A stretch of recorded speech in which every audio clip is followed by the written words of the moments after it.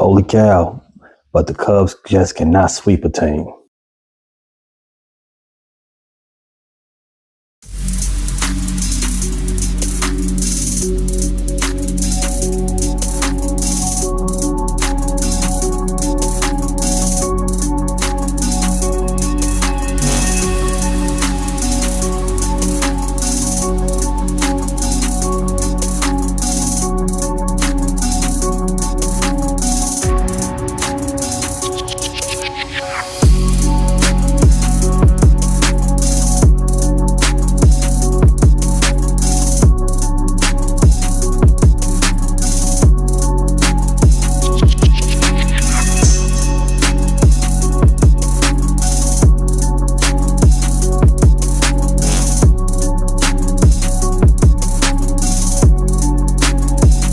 Let's start with this Marlins series.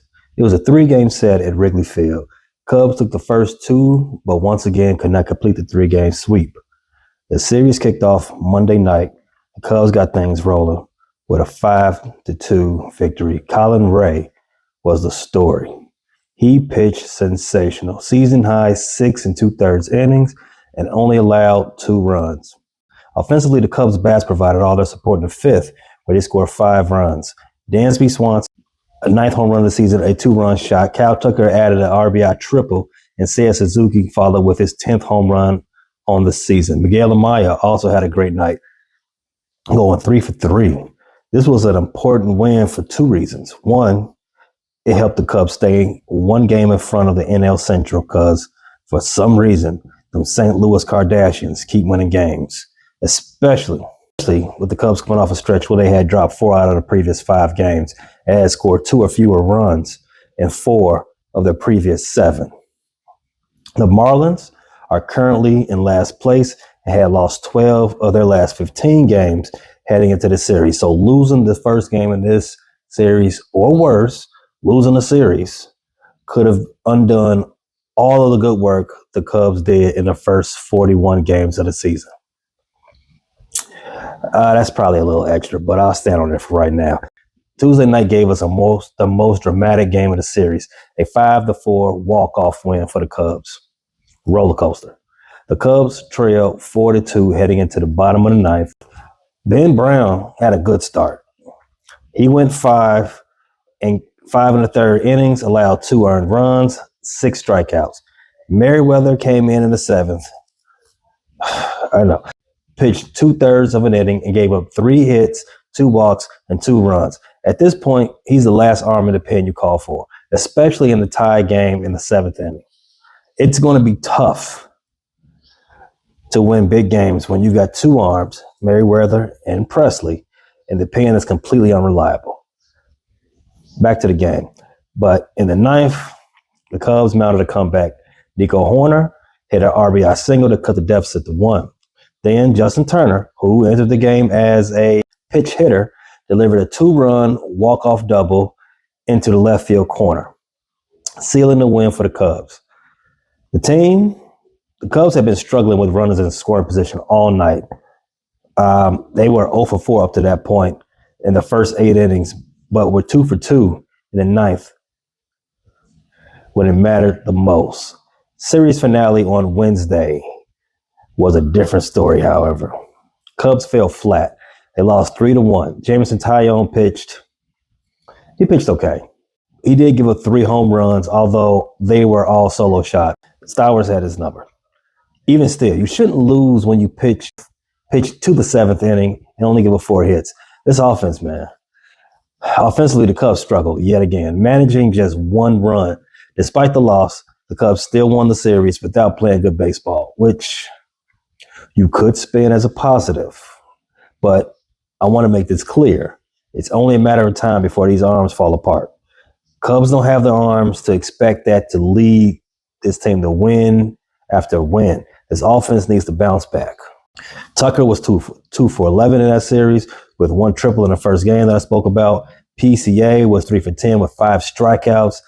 He did have a home run and 2 RBIs. Seiya Suzuki also had a home run and 2 RBIs, but he was 2 for 11 in the series. Carson was 1 for 10. Dansby Swanson, 3 for 10 with the same one home run and 2 RBIs. That's 5 guys, 11 hits combined. That's not potent in any stretch of the imagination.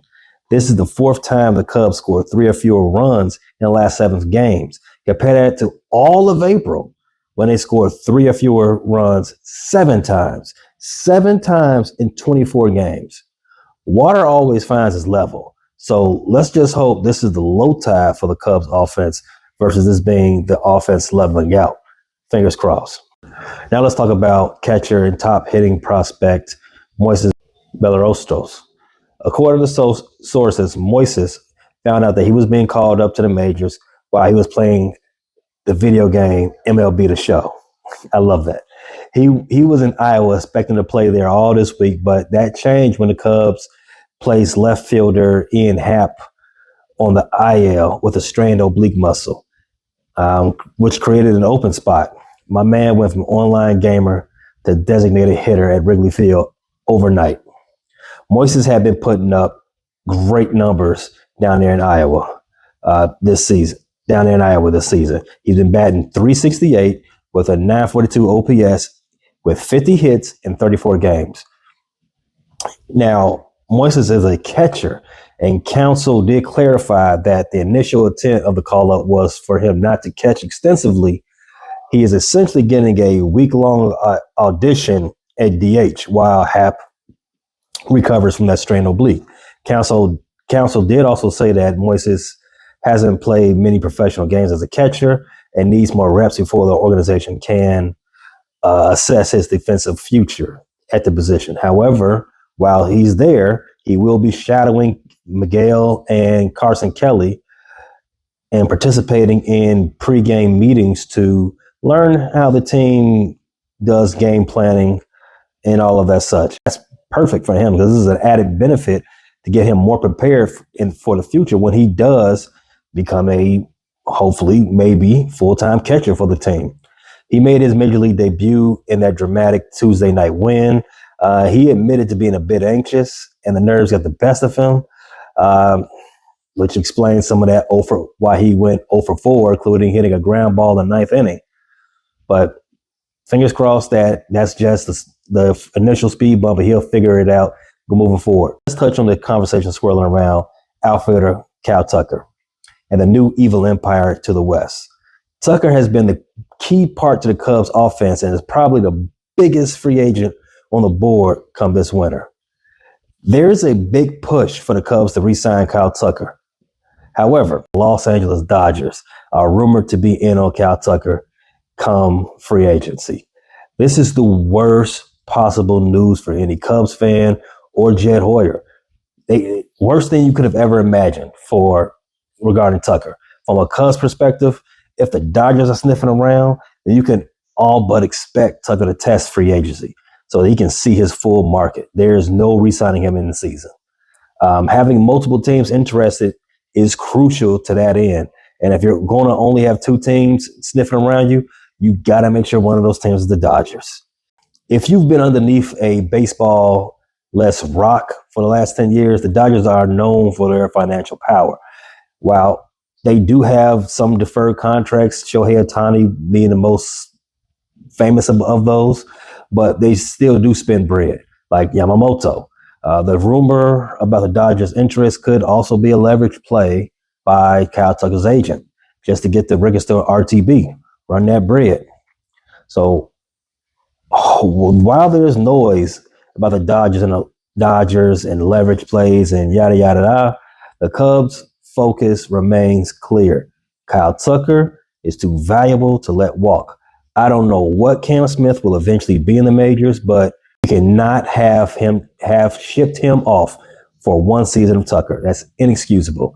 I don't care what it costs. You got to sign Tucker. That's easy for me to say, obviously, because it's not my money, but you know what you were getting yourself into when you traded for him. The Cubs take Thursday off before hosting the Red Line series at Wrigley. The Cubs then couldn't sweep the Marlins, but it'll be no better time than to get your first sweep of the season than against them 35th Street bums. That wraps up our look at the Marlins series. The Cubs took the series against a struggling Marlins team, Saw a thrilling walk-off win on Tuesday, but also showed some offensive inconsistencies yet again. As always, I will recap the series at its conclusion and talk about whatever news has happened in the meantime during that time. Go Cubs. Thanks for listening to this latest edition from the Frustrated Chicago Sports Fan channel. Whether you listen to this on Apple Podcasts or Spotify or watching on YouTube, make sure you like, subscribe, share with a friend, and hit the notification bell so you never miss a drop. And all my homies from Chicago, we say three things: bear down, go Cubs go, and sell the team, Jerry.